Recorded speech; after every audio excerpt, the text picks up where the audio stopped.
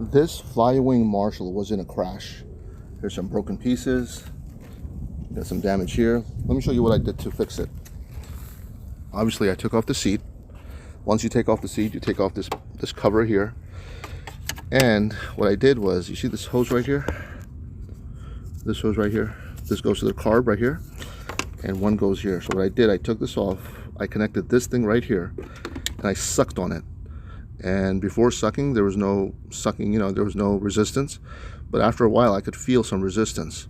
After that, guess what? The bike started.